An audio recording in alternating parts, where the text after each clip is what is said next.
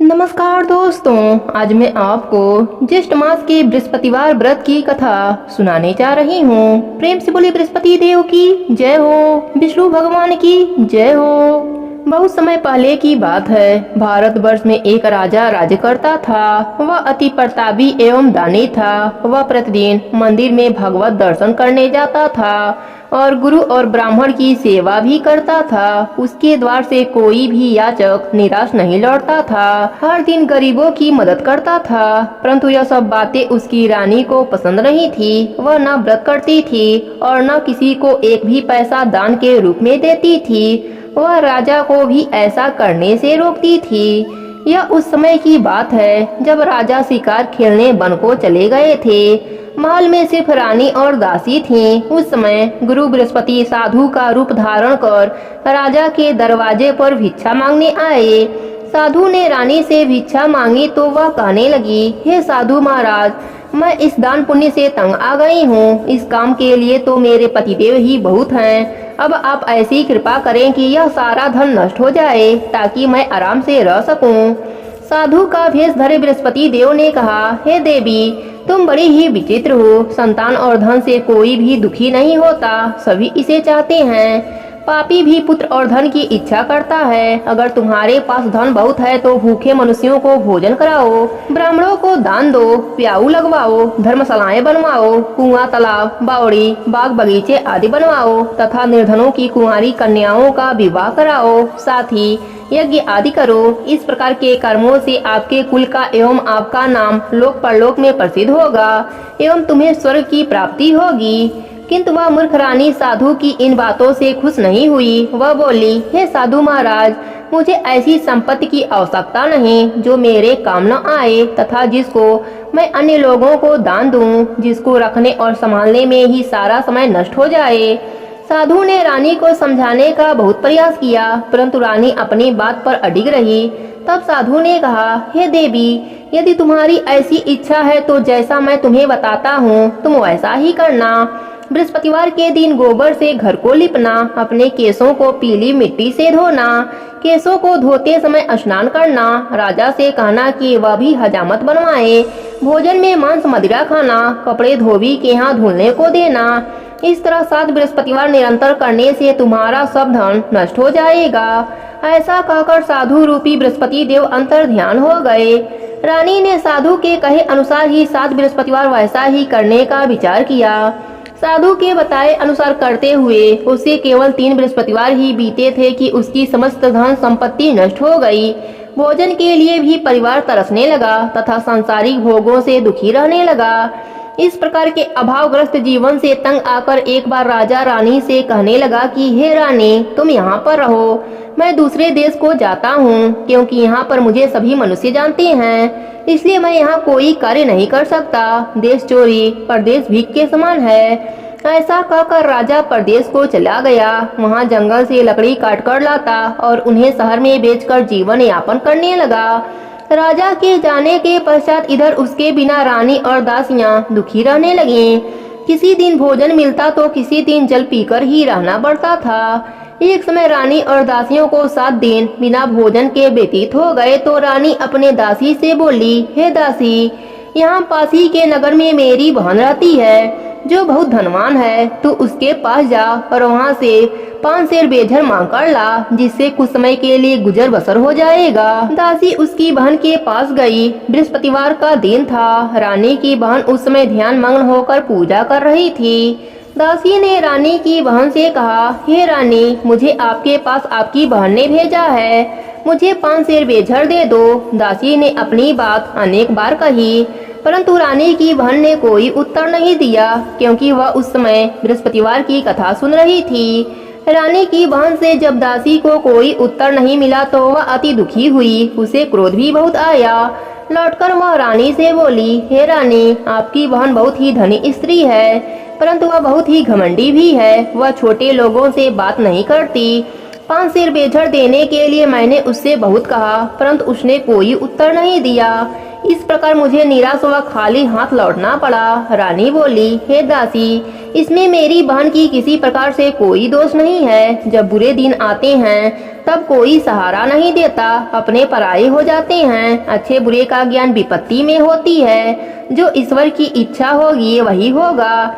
यह सब हमारे भाग्य का दोष है। उधर पूजा समाप्त होने के पश्चात रानी की बहन ने सोचा कि मेरी बहन की दासी आई थी, परंतु मैंने उसे कोई उत्तर नहीं दिया, इससे वह बहुत दुखी होगी। कथा सुनकर तथा विष्णु भगवान का प्रसाद ग्रहण कर वह अपनी बहन के घर गई तथा बोली, हे बहन, मैं बृहस्पतिवार का व्रत कर रही थी, तुम्हारी दासी आई, परंतु कथा समाप्त होने से पूर्व न उठते हैं और न बोलते हैं, इसलिए मैं नहीं बोली। बताओ, दासी किस कारण से मेरे पास आई थी? रानी बोली, बहन, हमारे घर अनाज नहीं था तथा राजा प्रदेश गए हुए हैं। वैसे तुमसे कोई बात छिपी नहीं है, इस कारण मैंने दासी को तुम्हारे पास 5 सेर बेझर लेने के लिए भेजा था। इस पर रानी की बहन बोली, हे बहन, बृहस्पति भगवान सबको मनवांछित फल देते हैं। देखो, शायद तुम्हारे घर के किसी कोने में अनाज रखा हो। यह सुनकर रानी की दासी घर के अंदर गई तो वहाँ एक घड़ा बेझर का भरा हुआ मिला। उसे बड़ा ही आश्चर्य हुआ, क्योंकि उसके अनुसार घर का एक एक बर्तन अन्न से खाली था।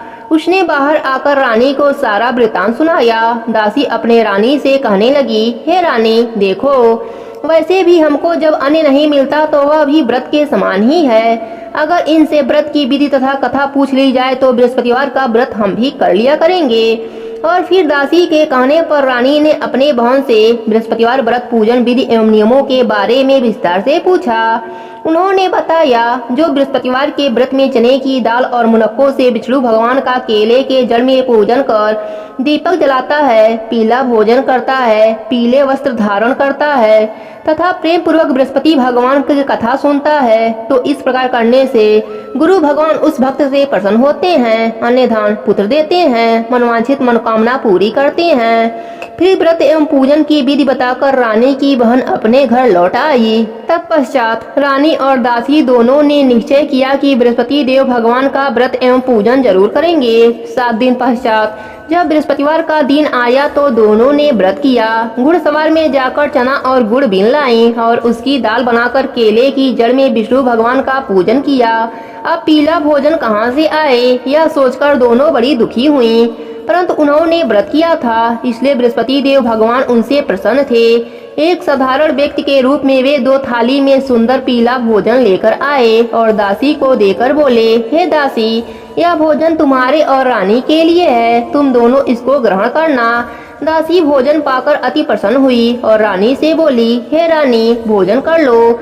रानी को भोजन के विषय में कुछ नहीं पता था, इसलिए वह दासी से बोली, जा तू ही भोजन कर ले, क्योंकि तू व्यर्थ ही हमारी हंसी उड़ाती है। दासी बोली, हे रानी, एक व्यक्ति हम दोनों के लिए भोजन देकर गया है। रानी बोली, वह भोजन तेरे लिए ही देकर गया होगा, इसलिए तू ही भोजन कर। दासी ने कहा, हे रानी, वह व्यक्ति हम दोनों के लिए 2 थाली में भोजन देकर गया है, अतः मैं और आप दोनों ही साथ साथ भोजन करेंगे। फिर दोनों ने गुरु भगवान को धन्यवाद एवं नमस्कार कर भोजन प्रारंभ किया। उसके बाद से दोनों प्रत्येक बृहस्पतिवार को गुरु भगवान का व्रत एवं पूजन करने लगे। बृहस्पति भगवान की कृपा से उन दोनों की भोजन एवं धन की कमी दूर हो गई, परंतु रानी फिर पहले की तरह आलस्य करने लगी। तब दासी ने कहा, हे रानी, आप पहले भी इसी प्रकार आलस करती थीं। आपको धन संभालने एवं दान देने में कष्ट होता था, इसी कारण सभी धन नष्ट हो गए और हमारी ऐसी दुर्दशा हो गई। अब गुरु भगवान की कृपा से धन मिला है तो आपको फिर आलस्य हो रहा है। बड़े कष्टों के बाद आपने यह धन पाया है, इसलिए आपको दान पुण्य करना होगा। भूखे मनुष्यों को भोजन कराओ, ब्राह्मणों को दान दो, प्याऊ लगवाओ, कुआं तालाब बावड़ी आदि का निर्माण कराओ, कुंवारी कन्याओं का विवाह कराओ, मंदिर पाठशाला बनाकर दान दो, धन को शुभ कार्यों में खर्च करो, जिससे आपके कुल का सम्मान बढ़े तथा आपको स्वर्ग की प्राप्ति हो एवं आपके पितृ प्रसन्न हो। दासी की बात मानकर रानी ने इसी प्रकार के कर्म करने प्रारंभ कर दिए। इस प्रकार करने से उसका काफी यश फैलने लगा। कुछ दिनों के बाद एक दिन रानी और दासी आपस में विचार करने लगी कि न जाने राजा किस दशा में होंगे, उनकी कोई खोज खबर नहीं है। रानी राजा की खबर न पाकर उदास रहने लगी। गुरु भगवान से उन्होंने प्रार्थना की और भगवान ने रात्रि में राजा को सपने में दर्शन देकर कहा, हे राजा उठ, तेरी रानी तुझको याद करती है, अब अपने देश को लौट जा। राजा प्रातः काल उठा, वह सोचने लगा कि मैं किस प्रकार रानी के पास खाली हाथ जाऊंगा। मेरे पास तो कुछ भी खाने को नहीं। स्त्री जात खाने और पहनने के ही साथी होती हैं, पर प्रभु की आज्ञा मानकर वह अपने नगर को चलने को तैयार हुआ। परदेश में राजा बहुत दुखी रहने लगा। प्रतिदिन जंगल में लकड़ी बीन कर लाता और उसे शहर में बेचकर अपने दुखी जीवन को बड़ी कठिनाइयों से व्यतीत करता था। एक दिन राजा दुखी होकर अपने पुराने दिनों को याद करके रोने लगा। उस जंगल में बृहस्पति देव एक साधु का रूप धरकर आए और राजा से बोले, हे लकड़ीहारे, तुम इस बिरयान जंगल में किस चिंता में बैठे हो, मुझे बताओ। यह सुनकर राजा की आंखों में आंसू भर आए और वह साधु को प्रणाम कर बोला, हे प्रभु, आप सब कुछ जानने वाले हैं। इतना कहकर राजा ने साधु को अपनी समस्त व्यथा सुनाई। तब साधु रूप में गुरु भगवान राजा से बोले, हे राजन, तुम्हारी पत्नी ने बृहस्पतिवार के दिन बृहस्पति देव का अपमान किया था, जिसके कारण तुम्हारी यह दुर्दशा हुई है। अब तुम किसी प्रकार की चिंता मत कर, भगवान तुम्हें पहले से अधिक धन प्रदान करेंगे। देखो, तुम्हारी पत्नी ने बृहस्पतिवार का व्रत प्रारंभ कर दिया है। अब तुम भी बृहस्पतिवार का व्रत करके चने की दाल व गुड़ जल के लोटे में डालकर केले का पूजन करो, फिर कथा कहो या सुनो, भगवान तुम्हारी सभी इच्छाओं को पूरा करेंगे। साधु के वचन सुनकर राजा बोला, हे प्रभु, मुझे लकड़ी बेचने के पश्चात इतना धन भी नहीं बचता कि भोजन करने के उपरांत कुछ भी बचा सकूं। मैंने रात्रि में अपनी रानी को व्याकुल एवं व्यथित देखा है। मेरे पास कोई साधन नहीं जिससे उसका समाचार भी जान सकूं। इसके अतिरिक्त मैं बृहस्पति देव की कथा भी नहीं जानता, जिसे कहकर या सुनकर मैं व्रत धारण कर भगवान बृहस्पति देव का पूजन कर सकूं। साधु ने कहा, हे राजा, तुम किसी बात की चिंता न करो। बृहस्पतिवार के दिन तुम नित्य की भांति लकड़ियां लेकर शहर में जाओ। तुम्हें रोज से दुगुना धन प्राप्त होगा, जिससे तुम भली भांति भोजन कर लोगे तथा गुड़ एवं चने का प्रसाद खरीद कर बृहस्पति देव का पूजन भी कर सकते हो। बृहस्पतिवार की कहानी इस प्रकार है। प्राचीन समय में एक बहुत ही निर्धन ब्राह्मण रहता था। उसके कोई संतान नहीं थे। ब्राह्मण नित्य पूजा पाठ करता। वह स्वभाव से दयालु एवं धार्मिक विचारों वाला व्यक्ति था, परंतु उसकी पत्नी बहुत मालिनता के साथ रहती थी। वह न तो स्नान करती न ठीक से कार्य करती। अपनी पत्नी की ऐसी आदत के कारण ब्राह्मण देवता बहुत दुखी रहते। वह अपने पत्नी को बहुत समझाते, किंतु उसका कोई परिणाम न निकलता। भगवान की कृपा से ब्राह्मण की स्त्री को कन्या उत्पन्न हुई। वह कन्या ब्राह्मण के घर में बड़ी होने लगी। वह बालिका प्रातः काल ही स्नान करके भगवान विष्णु का जप करती। बृहस्पतिवार का व्रत भी करने लगी। पूजा पाठ समाप्त कर पाठशाला जाती तो अपने मुट्ठी में जौ भर कर ले जाती और पाठशाला जाने के रास्ते में डालती जाती। भगवान बृहस्पति देव की कृपा से वही जौ सोने के हो जाते। लौटते समय उनको बीनकर घर लाती। एक दिन वह बालिका सूप में उन सोने के जौ को फटक कर साफ कर रही थी। उसकी माँ ने उसे देखा और कहा, हे बेटी, सोने के जौ को फटकने के लिए सूप भी सोने के होने चाहिए। दूसरे दिन बृहस्पतिवार का दिन था। कन्या ने व्रत रखा और भगवान बृहस्पति देव से प्रार्थना करने लगी। बोली, हे प्रभु, यदि मैंने सच्चे मन से श्रद्धा पूर्वक आपका पूजन एवं व्रत किया हो तो कृपया मुझे सोने का सूप दे दीजिए।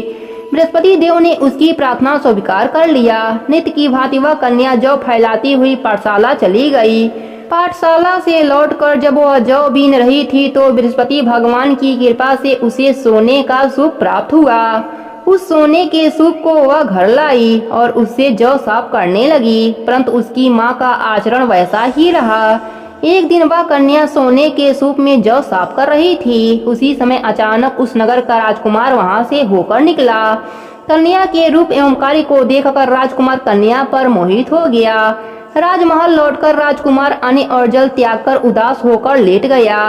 राजा को जब अपने पुत्र द्वारा अन्न जल त्यागने का समाचार ज्ञात हुआ तो अपने मंत्रियों के साथ वह राजकुमार के पास गए और बोले, हे बेटा, तुम्हें किस बात का दुख है? किसी ने तुम्हारा अपमान किया है अथवा कोई और कारण है? मुझे बताओ, मैं वही करूंगा जिससे तुम प्रसन्न हो जाओ।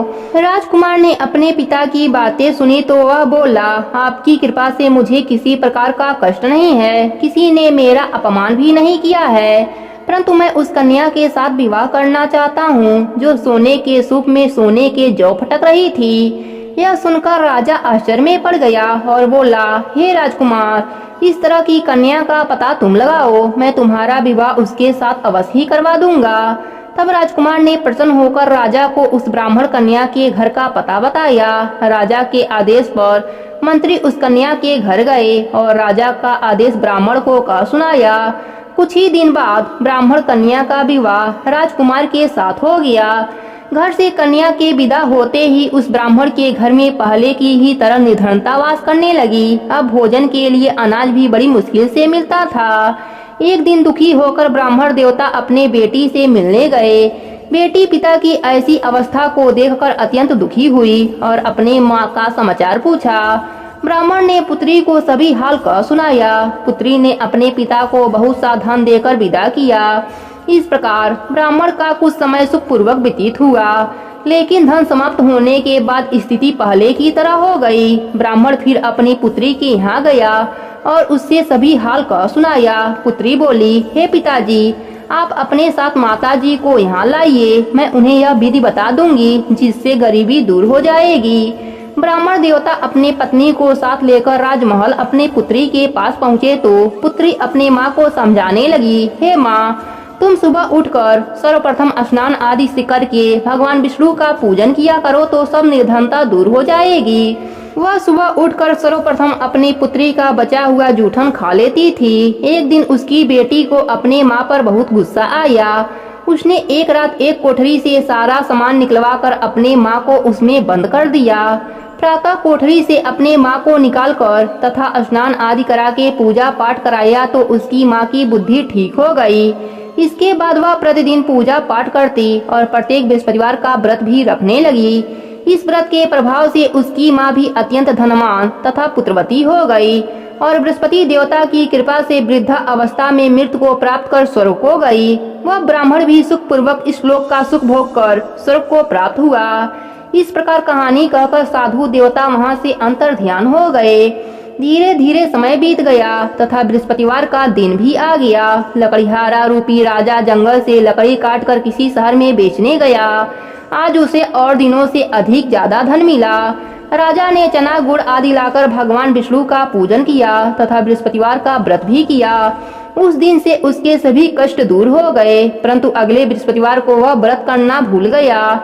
इस कारण बृहस्पति भगवान उससे रुष्ट हो गए। उस दिन उस नगर के राजा ने विशाल यज्ञ का आयोजन किया तथा अपने समस्त राज्य में घोषणा करा दी कि कोई भी मनुष्य अपने घर में भोजन न बनाए न आग जलाए।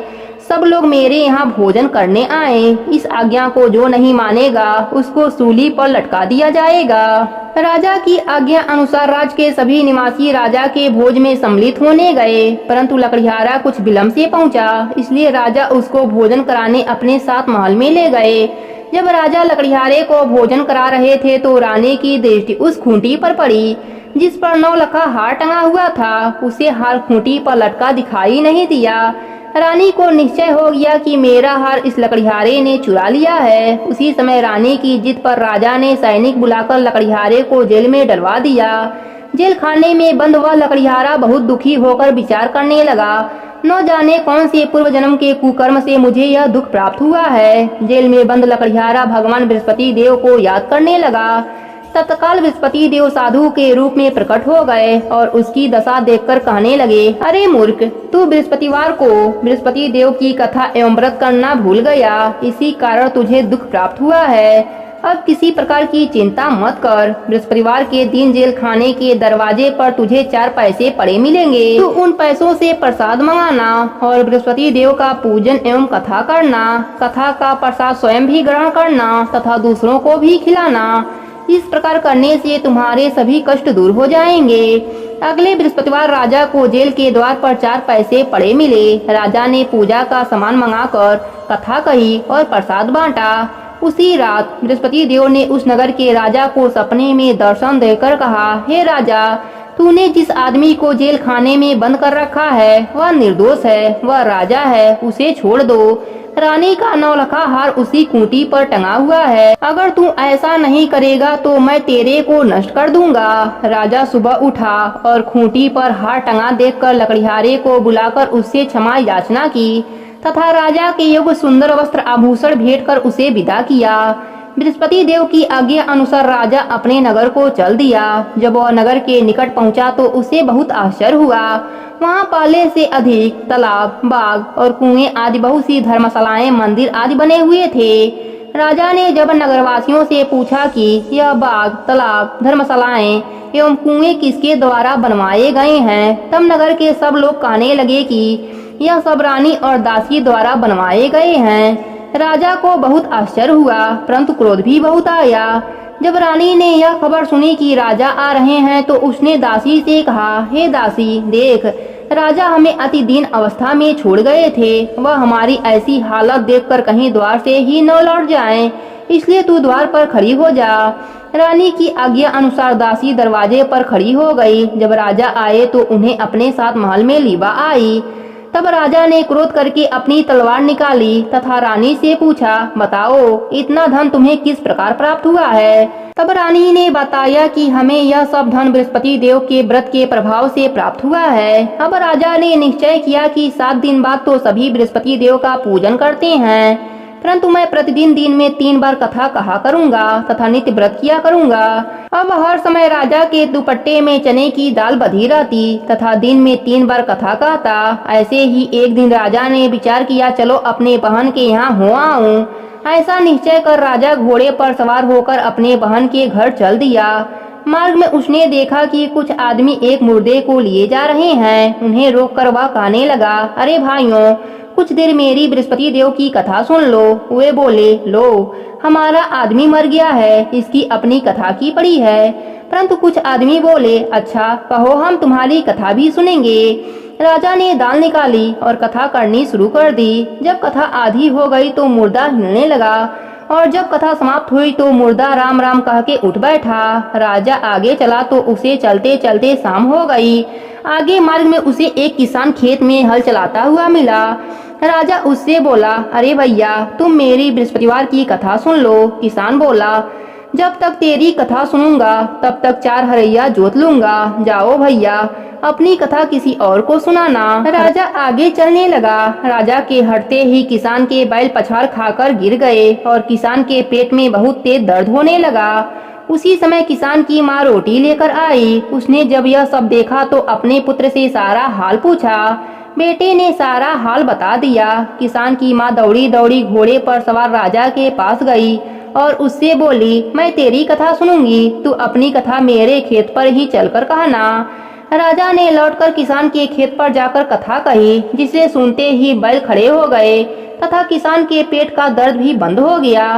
राजा फिर अपने बहन के घर पहुंचा। बहन ने भाई की खूब आवभगत की। दूसरे दिन सुबह राजा जगा तो उसने देखा कि सब लोग भोजन कर रहे हैं।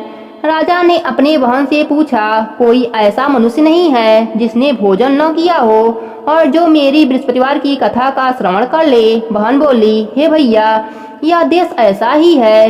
यहाँ के लोग पहले भोजन करते हैं, बाद में कोई अन्य काम करते हैं। अगर कोई पड़ोस में हो तो देख आती हूँ। ऐसा कहकर बहन चली गई, परंतु उसे कोई भी ऐसा व्यक्ति नहीं मिला जिसने भोजन न किया हो। वह एक कुम्हार के घर गई जिसका लड़का बीमार था।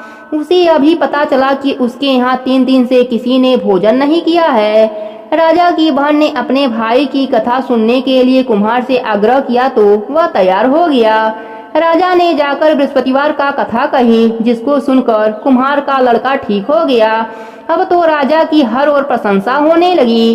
कुछ दिन के बाद एक दिन राजा ने अपने बहन से कहा, हे बहन, मैं अपने नगर को जाऊंगा, तुम भी तैयार हो जाओ। राजा की बहन ने अपने सास से अपने भाई के साथ जाने की आज्ञा मांगी। सास बोली, चली जा, परंतु अपने लड़कों को यहीं छोड़ जाना, क्योंकि तेरे भाई को कोई संतान नहीं है। बहन ने भाई से कहा, हे भैया, मैं तो चलूंगी, परंतु कोई बालक नहीं जाएगा। राजा ने कहा, जब कोई बालक साथ नहीं चलेगा तो तुम क्या करोगी चलकर? दुखी मन से राजा अपने नगर को लौट आया। राजा अपने रानी से बोला, हम निर्वंशी हैं, हमारा मुंह देखना भी धर्म नहीं है। वह उदास होकर बिना भोजन किए सैया पर लेट गया। रानी बोली, हे प्रभु, भगवान बृहस्पति देव ने हमें सब कुछ दिया है, वे हमें संतान भी अवश्य देंगे।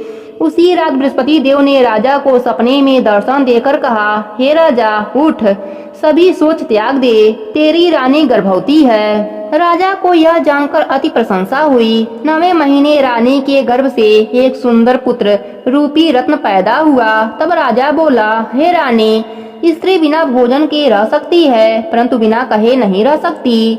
जब मेरी बहन आए तो तुम उससे कुछ मत कहना। रानी ने हाँ कर दिया। जब राजा की बहन ने यह शुभ समाचार सुना तो वह अति प्रसन्न हुई तथा बधाई लेकर अपने भाई के घर आई। तब रानी ने कहा, घोड़ा चढ़कर नहीं आई, गधा चढ़कर आई। राजा की बहन बोली, भाई, मैं इस प्रकार न कहती तो तुम्हें औलाद कैसे मिलती? भगवान बृहस्पति देव ऐसे ही हैं, जैसी जिसके मन में कामनाएं हैं सभी को पूर्ण कर मनवांछित फल देते हैं। जो श्रद्धा पूर्वक बृहस्पतिवार का व्रत करता है एवं कथा पढ़ता है अथवा सुनता है और दूसरों को सुनाता है, बृहस्पति देव उसकी सभी मनोकामना पूर्ण करते हैं। बृहस्पति देव उनकी सदैव रक्षा करते हैं। जैसे रानी और राजा ने बृहस्पति देव की कथा का गुणगान किया, उनकी सभी इच्छाएं बृहस्पति देव ने पूरी की। इसलिए सबको कथा कहने अथवा सुनने के बाद बृहस्पति भगवान का प्रसाद ग्रहण करना चाहिए तथा सच्चे मन से एवं भावना से भगवान बृहस्पति देव का अमलन करते हुए उनकी सदा जय जयकार करनी चाहिए। प्रेम से बोली विष्णु भगवान की जय हो, बृहस्पति देव की जय हो।